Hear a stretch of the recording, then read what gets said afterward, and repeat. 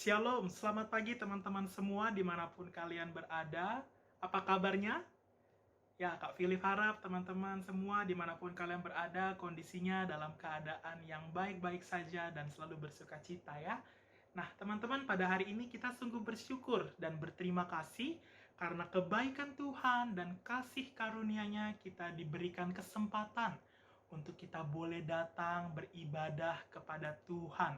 Meskipun teman-teman ibadah kita ini hanya merupakan dalam bentuk online, tapi teman-teman kita perlu bersyukur karena di tengah situasi dunia saat ini yang tidak baik, tapi Tuhan terus memberikan kita kesempatan untuk kita boleh datang kepadanya untuk dapat beribadah. Teman-teman, untuk itu Kak Philip harap selama ibadah kita berlangsung, teman-teman semua mengambil sikap seperti ibadah di gereja, yaitu dengan apa? Dengan mengambil sikap yang serius, dengan penuh hormat, dan selama ibadah berlangsung, teman-teman juga harus menunjukkan sikap yang tunduk dan takut akan Tuhan. Untuk itu, mari teman-teman sebelum kita beribadah pada hari ini, kita bersama-sama bersatu di dalam doa. Mari kita berdoa. Terima kasih Tuhan, pada hari ini kami sungguh bersyukur dan berterima kasih kepada Tuhan untuk setiap anugerah dan kasih karunia Tuhan yang terus Tuhan boleh nyatakan bagi kami. Kami bersyukur Tuhan, pada hari ini kami boleh dapat kesempatan untuk kami datang beribadah kepada Tuhan, meskipun hanya via online saja. Tapi kami bersyukur untuk setiap kesempatan ini, dan biarlah kiranya pada hari ini kami dapat benar-benar beribadah dengan baik, dan kami dapat memuji Tuhan, memuliakan Tuhan, berdoa kepada Tuhan, bahkan belajar dari kebenaran firman Tuhan. Untuk itu Tuhan, pada hari ini kami memohon pimpinan Roh Kudus-Mu, untuk kami boleh dapat beribadah dengan baik pada hari ini, sehingga ibadah yang kami lakukan pada hari ini semua boleh memuliakan nama Tuhan. Terima kasih Tuhan yang baik. Ini doa dan syukur kami yang kami naikkan di dalam satu nama Tuhan kami, Tuhan Yesus Kristus, kami berdoa. Amin. Teman-teman, sebelum kita memulai ibadah kita pada hari ini, dengarkanlah nats firman Tuhan yang terdapat di dalam surat Filipi pasal yang kedua, ayat yang ke-11, sebagai ayat pembuka ibadah kita hari ini, yang berbunyi demikian. Itulah sebabnya Allah sangat meninggikan Dia dan mengaruniakan kepadanya nama di atas segala nama, supaya dalam nama Yesus bertekuk lutut segala yang ada di langit dan yang ada di atas bumi dan yang ada di bawah bumi, dan segala lidah mengaku Yesus Kristus adalah Tuhan, bagi kemuliaan Allah Bapa. Teman-teman, saat ini Kak Philip mengajak kita semua bangkit berdiri. Saat ini mari kita mau bersorak-sorai memuji Allah kita yang telah memberikan Yesus Kristus putranya kepada kita untuk menjadi juru selamat bagi kita semua. Untuk itu mari saat ini Kak Philip mengajak kita semua menyanyikan sebuah pujian yang mengatakan haleluya bagi anak domba. Mari kita menyanyikan ini dengan penuh rasa ucapan syukur kita kepada Tuhan.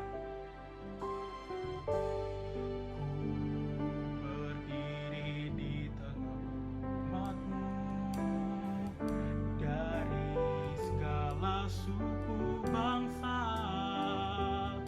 kami umat-Mu yang ditebus dan telah diselamatkan. Tiada kata yang layak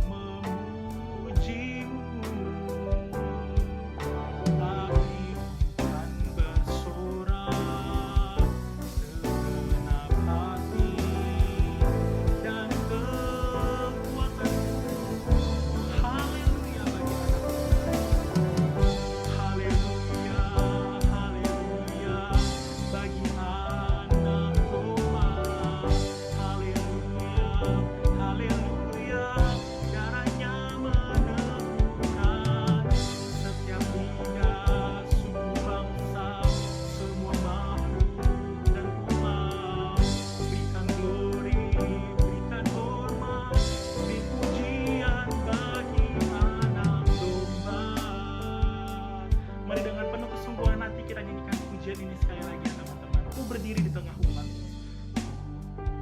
Berdiri di tengah umatmu, dari segala suku bangsa. Kami umatmu yang telah ditebus dan telah diselamatkan. Tiada kata yang layak kuberikan, tiada kata yang layak kuberikan, tiada kata memujimu. Kami akan bersorak segenap hati dan kekuatan. Mari kami katakan haleluya, haleluya, haleluya bagi anak doa. Haleluya, haleluya, darahnya menebuskan setiap lidah, suku bangsa, semua makhluk dan pulau. Berikan glory, berikan hormat, pujian bagi anak domba. Berikan pujian bagi anak domba. Pujian bagi anak domba.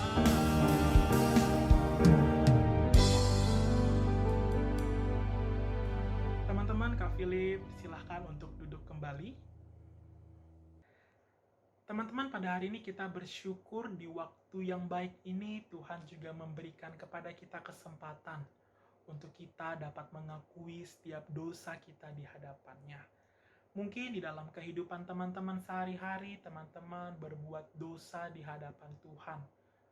Itu mungkin secara sadar atau tidak, teman-teman menganggap dosa itu sepele atau kecil. Tapi teman-teman, pada hari ini mari kita bersama-sama datang kepada Tuhan untuk meminta ampun kepada Tuhan atas apa yang telah kita lakukan selama mungkin dalam 1 minggu ini, teman-teman. Entah itu ketika kita sedang malas belajar, kita tidak mendengarkan perkataan orang tua kita berbohong, kita marah. Mari teman-teman, di waktu yang baik ini kita bersama-sama datang kepada Tuhan untuk meminta ampun kepadanya atas setiap dosa yang telah kita lakukan. Mari teman-teman, Kak Philip mengajak kita semua bersatu di dalam doa. Tuhan kami yang baik, pada pagi hari ini, ketika kami bersyukur, kami boleh mendapatkan kesempatan untuk beribadah kepada Tuhan. Tapi kami menyadari bahwa diri kami ini juga tidak terlepas dari dosa. Tuhan, mungkin di dalam 1 minggu ini banyak sekali dosa yang telah kami lakukan, entah itu secara sadar ataupun tidak. Mungkin ketika kami dalam seminggu ini, hidup kami banyak sekali berbohong, kami malas belajar, kami tidak mendengarkan apa yang orang tua katakan kepada kami. Kami mungkin masih suka marah terhadap keluarga kami, terhadap teman-teman kami. Untuk itu Tuhan, pada hari ini dengan penuh kerendahan hati kami mau datang ke hadirat Tuhan yang adalah anak domba Allah untuk meminta ampun. Dan kami yakin dan percaya Tuhan mendengarkan doa kami dan Tuhan akan mengampuni dosa kami. Untuk itu Tuhan, pada hari ini juga kami memohon untuk pimpinan dari Roh Kudus-Mu, supaya di dalam kami menjalani hidup kami selama 1 minggu ke depan ataupun seterusnya, kami boleh dapat benar-benar menjalani hidup kami sesuai dengan firman Tuhan, sesuai dengan apa yang Tuhan mau. Terima kasih Tuhan yang baik. Ini doa pengakuan dosa kami yang kami naikkan di dalam satu nama Tuhan kami, Tuhan Yesus Kristus. Kami berdoa dan memohon. Amin. Teman-teman, pada hari ini kita bersyukur dan kita meyakini bahwa Tuhan akan mengampuni setiap dosa kita. Untuk itu, mari teman-teman kita semua sama-sama mendengarkan nats anugerah yang terdapat di dalam Roma pasal yang ke-10 ayat yang ke-9 sampai yang ke-10 yang berkata demikian.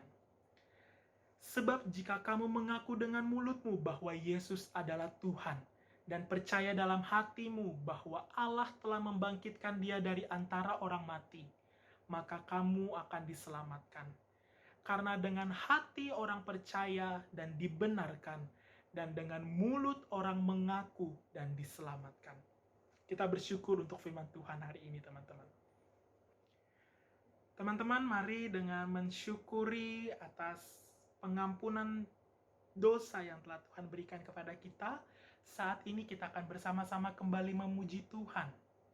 Dan kita harus meyakini bahwa Yesus yang diutus ke dunia untuk menjadi juru selamat kita adalah Yesus yang satu-satunya juru selamat di dalam hidup kita. Dan hanya di dalam Dia kita memiliki kehidupan yang sejati. Mari teman-teman, saat ini Kak Philip mengajak kita semua untuk kembali memuji Tuhan dengan sebuah judul lagu yang mengatakan In Christ Alone, dalam Kristus. Mari kita sungguh-sungguh mengangkat pujian ini, teman-teman. Biarlah kiranya melalui pujian ini kita juga boleh diingatkan bahwa hanya Yesuslah yang menjadi juru selamat di dalam hidup kita. Dalam Kristus yang menjelma menjadi seorang manusia, Dia dihina dan menderita karena kita semua.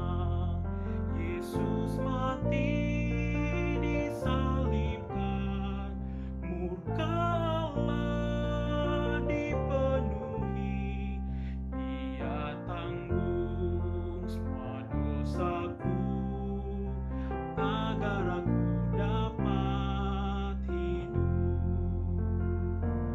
Mari kita menyanyikan bait selanjutnya yang mengatakan Dia telah mati dibaringkan dalam kubur gelap pekat, pada hari yang ketiga Dia bangun. Dia telah mati dibaringkan dalam kubur gelap pekat, pada hari yang ketiga Yesus bangkit dari kubur. Dia telah menang atas maut, kuasa dosa dipatahkan, miliknya Dia milikku, oleh darah Kristus Yesus.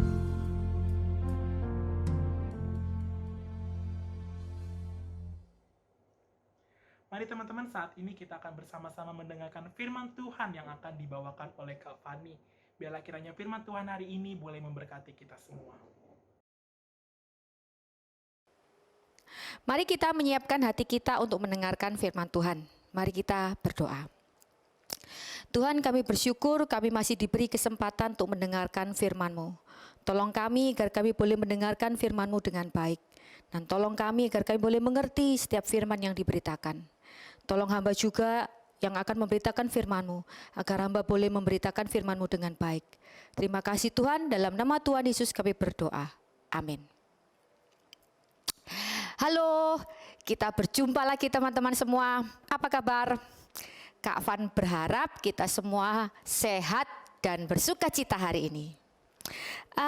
Kak Van mau tanya, siapa di antara kalian yang pernah mendapat surat cinta? Kalau seandainya kalian mendapatkan surat cinta seperti yang akan Kak Van bacakan sebentar lagi, kira-kira apa yang akan kalian rasakan? Apakah kalian percaya bahwa penulis surat ini benar-benar mencintai kalian? Begini bunyi suratnya. Sayangku, aku mencintaimu dengan segenap hatiku. Aku merindukanmu selalu. Kusimpan kau dalam hatiku. Apapun akan kuhadapi agar aku bertemu denganmu. Gunung yang tinggi akan kudaki. Lembah yang dalam dan gelap akan kujalani. Lautan yang luas pun akan kuseberangi demi bertemu dirimu. Wah, bagaimana teman-teman? Mungkin hati kita bisa meleleh ya kalau mendapat surat cinta seperti ini. Senang gitu kalau ada seorang yang mencintai kita dan kelihatannya mau melakukan apa saja untuk kita. Tapi tunggu dulu. Ternyata ada catatan kecil di bawah. Begini bunyinya. Nanti sore aku ke rumahmu. Cuma kalau hujan ya nggak jadi ya. Love you. Muah. Kalau sekarang bagaimana kesannya? Apa kalian masih percaya bahwa si penulis surat ini benar-benar cinta? Ya enggak ya. Gunung, lembah, laut itu adalah halangan yang besar untuk dilalui. Tetapi hujan itu halangan kecil. Nah, hujan yang halangan kecil saja tidak mau dilalui, apalagi gunung, laut. Nah, kita jadi tidak percaya dengan kesungguhan cinta penulis surat ini karena kelihatannya dia hanya menyatakan cinta lewat kata-kata saja, tanpa pembuktian nyata. Nah, demikian juga dengan pernyataan iman kita, teman-teman. Sebagai anak-anak Tuhan, kita juga punya pernyataan iman. Nah, sebelumnya apa itu iman? Definisi yang paling gampang, iman adalah percaya kepada Allah. Nah, kita juga bisa bilang bahwa iman itu percaya kepada Yesus. Percaya Yesus adalah Tuhan dan Juru Selamat kita. Nah, kita juga bisa bilang iman adalah percaya bahwa Allah itu maha kuasa. Percaya bahwa Allah itu baik. Percaya bahwa Allah tidak pernah meninggalkan kita. Percaya bahwa Allah punya rencana yang terbaik untuk kita. Wah, banyak detail percaya yang bisa kita nyatakan sebagai pernyataan iman. Kalau ada orang yang tanya kepada kita, beneran tak kamu percaya pada Tuhan? Lalu misalnya kamu jawab, beneran, sungguhan loh aku percaya pada Tuhan. Kira-kira orang itu langsung percaya dan yakin dengan jawabanmu? Bisa ya, bisa tidak. Kenapa? Karena kesungguh-sungguhan suatu pernyataan, baik pernyataan cinta maupun pernyataan iman, itu tidak cukup kalau ditunjukkan hanya dengan kata-kata. Kalau bahasa kita itu, bahasa Surabaya itu ngomong tok, tidak cukup. Harus ditunjukkan dengan tindakan nyata. Bisa melalui sikap, perilaku, perbuatan. Lalu bagaimana caranya menyatakan kesungguhan iman seseorang? Nah, mari kita lihat firman Tuhan untuk tahu bagaimana caranya. Kita membuka kitab Yakobus. Yakobus itu ada di dalam perjanjian lama atau perjanjian baru? Tentu saja perjanjian baru ya. Coba kalian buka Alkitab kalian di Yakobus di bagian belakang. Ya, kita akan membaca Yakobus pasal 1 ayat yang kedua sampai ke-8. Sudah? Kita akan baca. Kak Fani akan bacakan untuk kalian. Saudara-saudaraku, anggaplah sebagai suatu kebahagiaan apabila kamu jatuh ke dalam berbagai-bagai pencobaan. Sebab kamu tahu bahwa ujian terhadap imanmu itu menghasilkan ketekunan. Dan biarkanlah ketekunan itu memperoleh buah yang matang, supaya kamu menjadi sempurna dan utuh dan tak kekurangan suatu apapun. Tetapi apabila di antara kamu ada yang kekurangan hikmat, hendaklah ia memintakannya kepada Allah, yang memberikan kepada semua orang dengan murah hati dan dengan tidak membangkit-bangkit. Maka hal itu akan diberikan kepadanya. Hendaklah ia memintanya dalam iman dan sama sekali jangan bimbang. Sebab orang yang bimbang sama dengan gelombang laut yang diombang-ambingkan kian kemari oleh angin. Orang yang demikian janganlah mengira bahwa ia akan menerima sesuatu dari Tuhan. Sebab orang yang mendua hati tidak akan tenang dalam hidupnya. Nah, surat Yakobus ini adalah surat penggembalaan. Surat penggembalaan dari Rasul Yakobus yang pada waktu itu kemungkinan besar adalah pemimpin gereja. Kepada siapa? Kepada jemaat yang ada di luar Palestina. Jemaat ini disebut jemaat diaspora. Jadi penerima surat dari Rasul Yakobus ini adalah orang-orang Kristen Yahudi yang berada dalam pengasingan di daerah luar Palestina. Kenapa kok Rasul Yakobus ini menulis surat penggembalaan? Karena ada banyak permasalahan yang dihadapi oleh jemaat diaspora. Apa saja?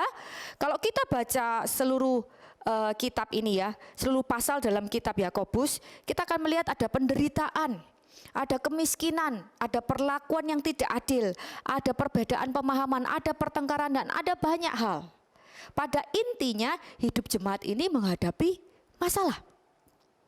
Nah, apa yang dinasihatkan oleh Rasul Yakobus kepada mereka?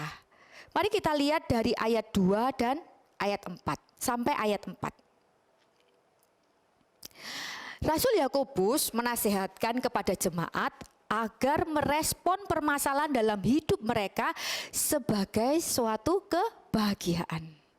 ESV dalam itu Alkitab bahasa Inggris itu menerjemahkan sebagai count it all joy, sukacita. Nah, ini yang agak aneh ya, ada masalah tapi kita disuruh bersukacita. Nah, tentu saja ini tidak bermaksud seperti ini loh ya. Misalnya kita sakit gitu ya, sakit kan sebuah masalah. Kemudian di dalam sakit itu kita bersukacita, kita berbahagia sambil bilang begini, "Hore, aku sakit." Bukan seperti itu ya, bukan itu maksudnya. Lalu apa? Nah, coba lihat bagan seperti ini. Yakobus menyusunnya seperti ini. Pencobaan, ujian, ketekunan, dan buah yang matang. Kak Van suka versi bahasa Inggrisnya. Trials, kemudian testing, yaitu sama seperti ujian, perseverance, dan maturity. Nah, kita bahas satu persatu. Ini adalah proses bertahap. Yang pertama adalah pencobaan atau trials. Setiap masalah dalam hidup kita bisa menjadi trial atau pencobaan. Bagi jemaat diaspora, masalah penderitaan, kemiskinan, ketidakadilan, kesukaran hidup itu menjadi pencobaan bagi mereka. Nah, tetapi Rasul Yakobus mengajarkan bahwa pencobaan yang datang itu menjadi kesempatan untuk ujian atas iman mereka. Karena itu bersukacitalah. Kenapa? Karena ujian itu sebetulnya untuk apa sih? Ujian dimaksudkan untuk menyatakan kesungguhan iman kita. Nah, satu frase dalam bahasa Inggris itu menjelaskan ujian itu seperti ini. Test to prove genuine. Genuine itu artinya sungguh-sungguh atau asli. Nah, tentu saja kita langsung ingat emas. Salah satu senyawa kimia yang bisa menunjukkan keaslian emas itu adalah asam nitrat. Emas yang asli itu tidak akan berubah warna kalau ditetesin oleh asam nitrat. Nah, masalah dalam hidup itu bisa jadi seperti asam nitrat untuk membuktikan keaslian atau kesungguh-sungguhan iman seseorang. Itulah ujian atau testing. Nah, selain itu, ujian bisa juga dipakai untuk membangun kualitas karakter Kristus di dalam diri kita yang sebelumnya tidak ada atau yang mungkin hanya sedikit kadarnya. Salah satunya adalah ketekunan. Nah, kita masuk yang tahap berikutnya, ketekunan. Nah, ujian itu akan menghasilkan ketekunan. Bagaimana? Ketika kita menghadapi masalah dan kita memutuskan untuk tetap beriman kepada Tuhan, nah Tuhan tentu saja akan memberikan kita kemampuan untuk menghadapi dan menjalani masalah tersebut. Selama masalah itu masih ada, kita tentu saja akan tetap terus berdoa, kita akan terus percaya, dan kita akan tetap menaati firman Tuhan. Kita bersandar kepada Tuhan, kita berharap kepada Tuhan. Dan semua proses itu akan menolong kita untuk setia, tekun. Dan itu pada akhirnya akan membawa kita pada tahap yang keempat, yaitu buah yang matang. Satu penggambaran yang dipakai oleh buah yang untuk menggambarkan buah yang matang ini adalah perfection and wholeness of Christian character. Wow. Alkitab kita menggambarkan seperti ini. Sempurna, utuh, tak kekurangan suatu apapun. Bisa bayangin orang Kristen dengan kualitas seperti ini? Bukankah ini adalah orang Kristen dengan kualitas seperti Tuhan Yesus?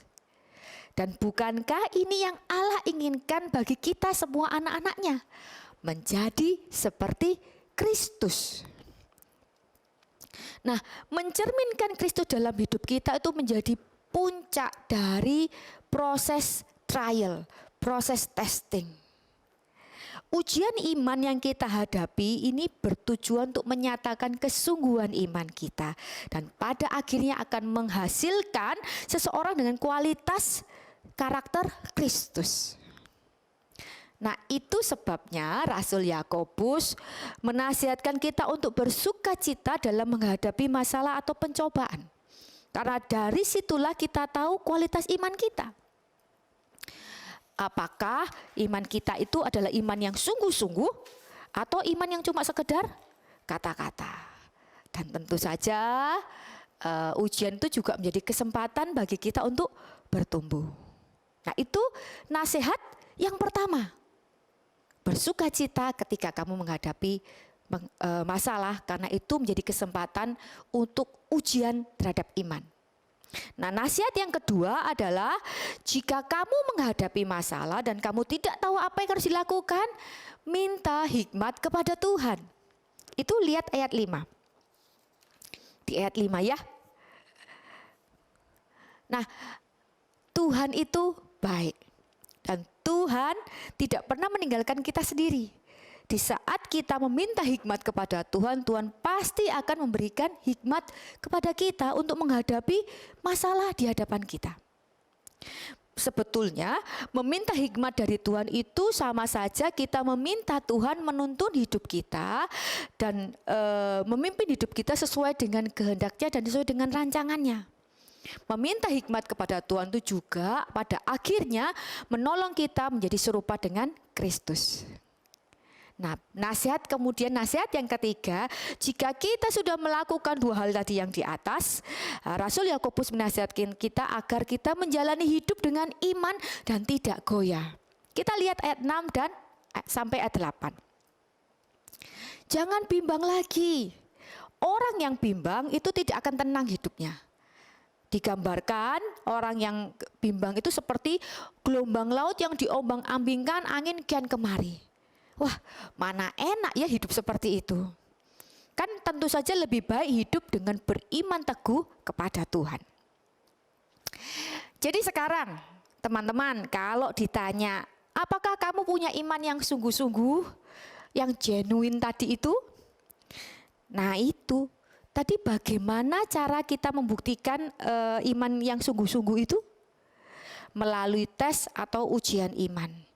Ingat bagian tadi, pencobaan, trials, ujian, testing, menghasilkan ketekunan, perseverance, dan akhirnya menghasilkan buah yang matang atau maturity. Nah, coba kita sekarang menilai kesungguhan iman kita dari ujian-ujian iman yang sudah kita hadapi atau yang sedang kita hadapi sekarang. Apa saja? Kita ambil contoh 2 trial ya.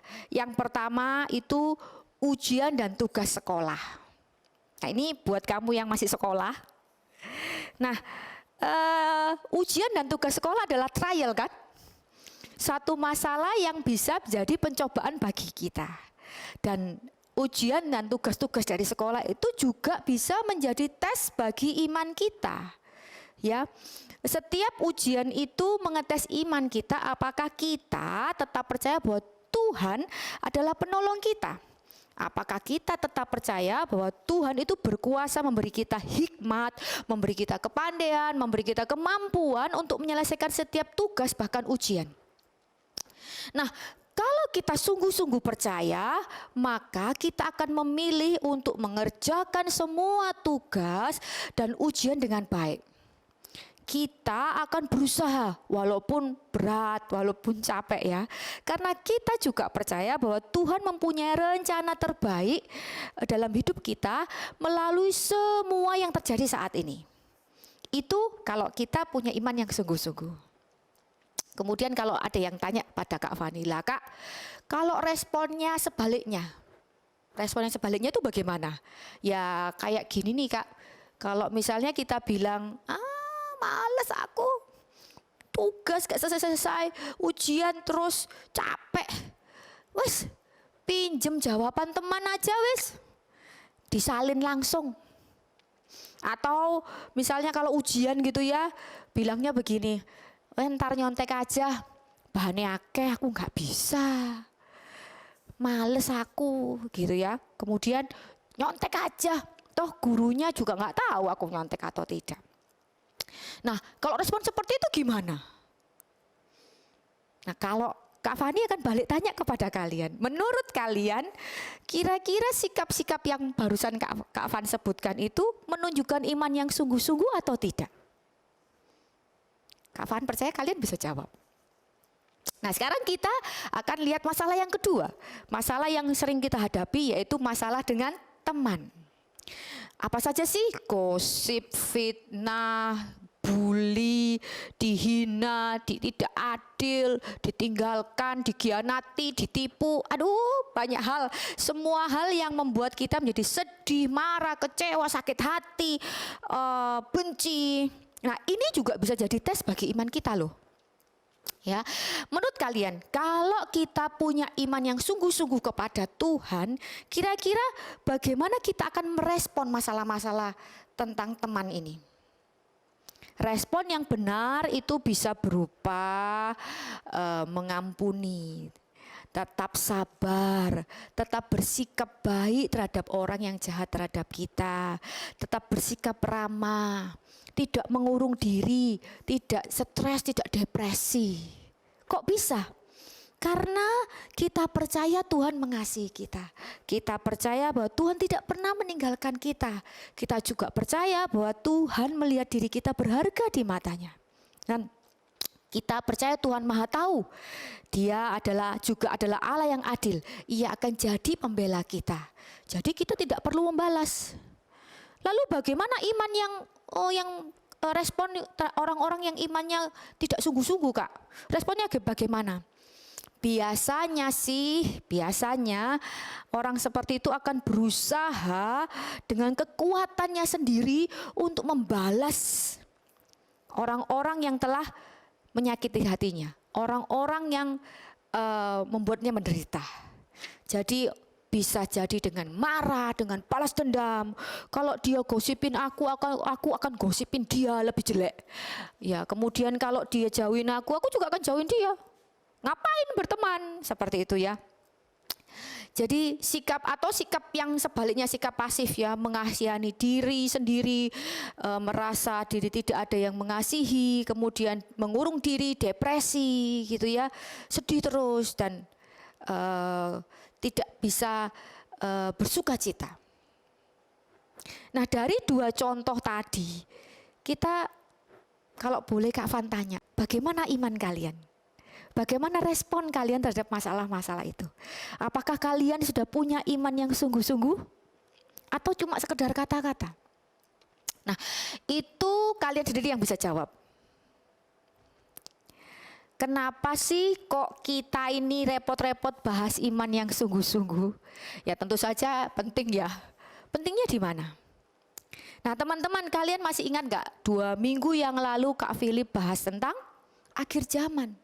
Di akhir zaman tuh kita akan menghadapi banyak orang-orang yang antikristus, orang-orang yang tidak percaya pada Tuhan. Kemudian minggu lalu Kak Kayla membahas tentang suffering, penderitaan. Nah, baik hal-hal yang ada di akhir zaman maupun penderitaan itu semuanya akan datang dalam hidup kita. Kita pasti akan mengalaminya, suka atau tidak suka.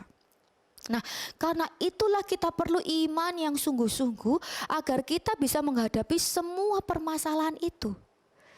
Bagaimana kalau kita tidak punya iman yang sungguh-sungguh? Hidup kita akan jadi lebih sulit. Nah, karena itu kita perlu memastikan kesungguhan iman kita. Guys, memiliki iman yang sungguh-sungguh itu tidak mudah. Setiap anak Tuhan termasuk Kak Fani itu berjuang untuk hidup sesuai dengan iman yang kita miliki. Ingat guys, iman yang kita miliki saat ini itu adalah anugerah Tuhan. Adalah anugerah dari Tuhan kalau kita bisa percaya kepada Tuhan. Dan kesungguhan iman itu perlu dilatih agar iman kita itu bertumbuh menjadi lebih kuat. Dan ujian iman itu adalah salah satu sarana untuk melatih kesungguhan iman kita. Karena tadi kita belajar ujian itu menghasilkan ketekunan, dan ketekunan akan menghasilkan kematangan atau maturity. Dan itu artinya kita menjadi pribadi yang semakin serupa dengan Kristus. Guys, masalah akan selalu datang dalam hidup kita. Karena itu kita perlu iman yang sungguh-sungguh untuk menghadapi dan menjalani hidup ini. Tapi tidak perlu berkecil hati atau patah semangat ya. Kalau tadi setelah kita mengukur dan melihat, waduh kadar ukuran iman kita jauh dari yang sungguh-sungguh. Kita seringkali tidak menunjukkan iman yang sungguh-sungguh. Jangan berkecil hati. Nah seperti tes ya, seperti tes di sekolah, kalau gagal apa? Ya remedi. Selama kita masih hidup, itu berarti Tuhan masih memberi kita kesempatan untuk menjalani tes iman. Ingat nasihat Yakobus dalam menjalani hidup beriman? Tadi apa? Yang pertama, kalau kita menghadapi masalah atau trial, anggap sebagai suatu kebahagiaan. Karena ini menjadi kesempatan bagi kita untuk mengetes iman kita. Dan tes itu akan menghasilkan ketekunan, dan ketekunan itu akan menolong kita untuk menjadi serupa dengan Kristus. Dan yang kedua, ketika menjalaninya dan kita tidak tahu harus berbuat apa, kita minta hikmat kepada Tuhan. Dan Tuhan berjanji bahwa Dia akan memberikan hikmat kepada setiap orang yang minta hikmat daripada Tuhan. Kemudian yang ketiga, jalani semuanya dengan iman dan tidak goyah. Nah pada akhirnya kalau kita tekun berterus di dalam setiap ujian iman, dan kita tekun dalam setiap pertumbuhan iman kita akan menjadi seperti Kristus. Dan kalau kita bisa melakukannya guys, rasanya tidak perlu banyak kata-kata ya untuk menunjukkan bahwa kita itu sungguh-sungguh beriman kepada Tuhan.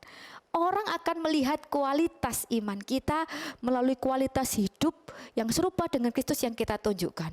Wow, itu keren loh. Dan rasanya setiap dari kita menginginkan hal seperti itu. Karena itu, mulai dari sekarang mari kita bersemangat, kita berjuang bersama-sama. Dan tentu saja kita memohon pertolongan Tuhan agar kita bisa menjalani dan memiliki iman yang sungguh-sungguh. Semangat. Mari kita berdoa. Tuhan, terima kasih atas firman-Mu. Terima kasih karena Kau sudah memberi kami anugerah iman. Terima kasih karena Kau sudah menolong kami percaya kepada Tuhan. Tapi kami menyadari bahwa iman itu perlu bertumbuh Tuhan. Agar kami menjadi semakin kuat dan boleh terus berharap kepada Tuhan. Karena itu kami mohon Tuhan menolong kami Tuhan, karena kami menyadari kami tidak sanggup melakukannya sendiri. Kami mohon pertolongan Tuhan. Dan biarlah kami boleh terus berharap kepada Tuhan dan berjalan bersama dengan Tuhan menjalani kehidupan beriman kami. Terima kasih atas firman-Mu Tuhan, kami serahkan seluruh hidup kami dalam tangan-Mu, di dalam nama Tuhan Yesus kami berdoa. Amin. Teman-teman, pada hari ini kita bersyukur karena firman Tuhan telah disampaikan kepada kita melalui Kak Fani. Dan pada hari ini kita telah belajar tentang iman. Untuk itu teman-teman, sebagai seorang murid Tuhan dan murid Kristus, mari di dalam kita menjalani kehidupan kita berjalan dengan iman. Dan sebagai respon syukur kita atas kebenaran firman Tuhan hari ini, mari sama-sama kita akan memberikan persembahan yang terbaik kepada Tuhan. Dan nats persembahan hari ini terdapat di dalam surat Kolose pasal yang keempat ayat yang kedua yang mengatakan demikian. Bertekunlah dalam doa dan dalam pada itu berjaga-jagalah sambil mengucap syukur. Mari teman-teman, sambil memberikan persembahan, kita mengangkat sebuah pujian yang mengatakan selalu bersyukur. Biarlah kiranya pujian ini boleh dapat mengantarkan kita untuk dapat memberikan persembahan yang terbaik kepada Tuhan.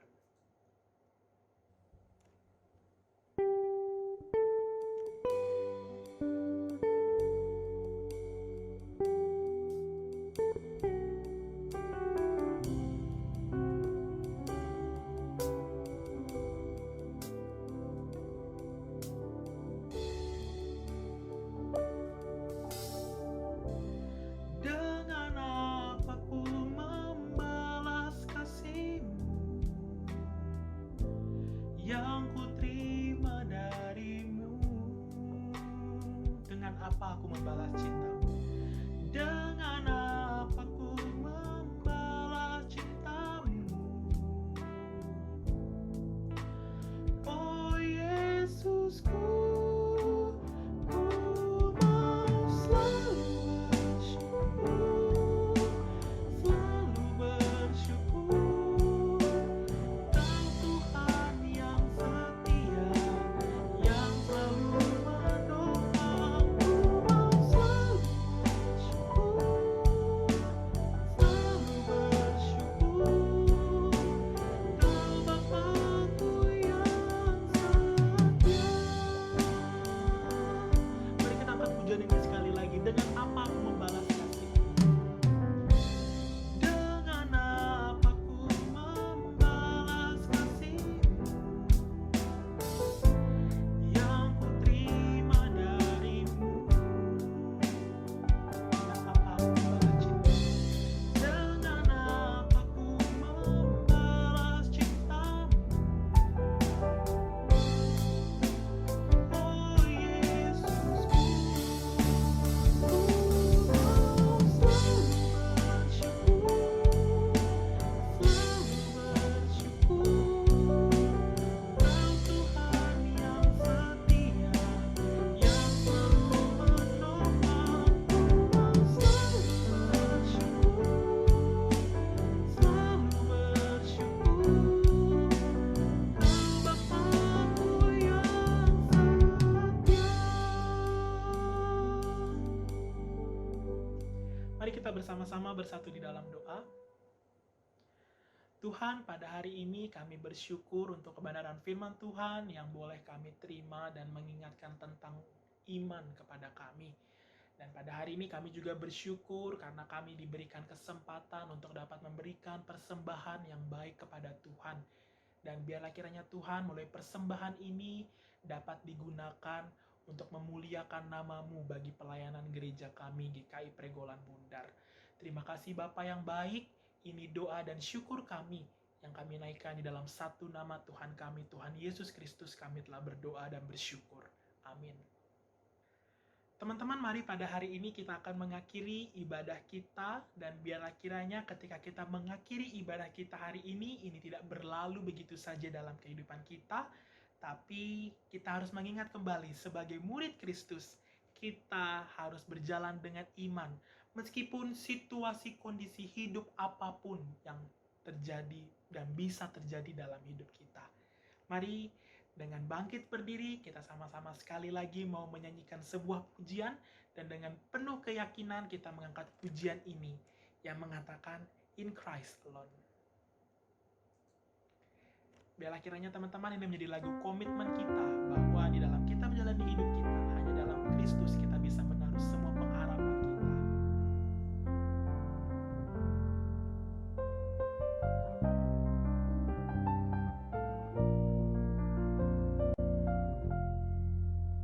Tak ada lagi hukuman. Tak ada lagi hukuman. Tak ada lagi takutku. Dari lahir sampai mati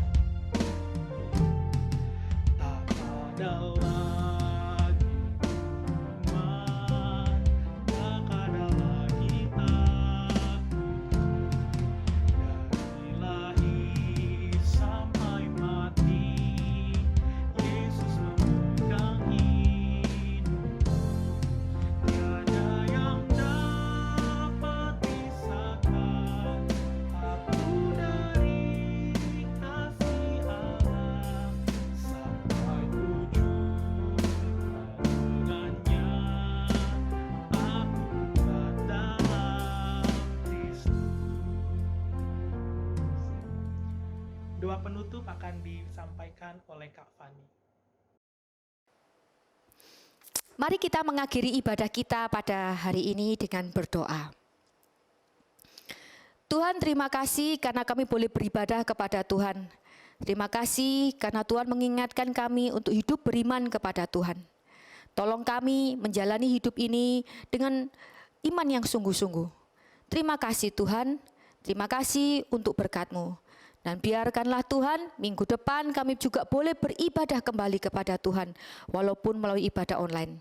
Sehingga kami boleh bertumbuh di dalam iman, dan kami boleh menjadi serupa dengan Kristus. Terima kasih Tuhan, di dalam nama Tuhan Yesus kami berdoa. Amin.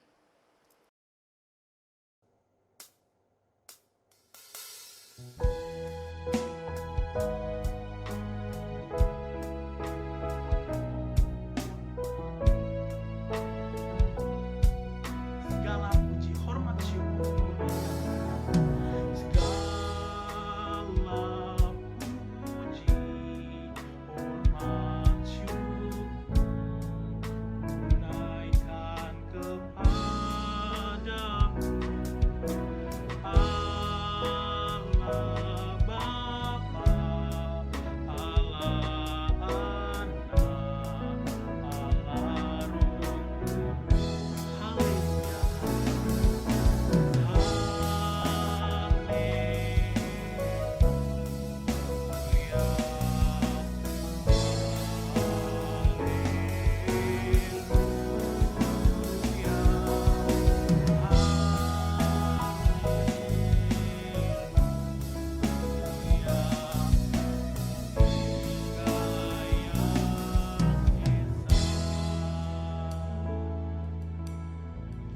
Ibadah kita telah selesai. Selamat hari Minggu. Tuhan Yesus memberkati kita semua.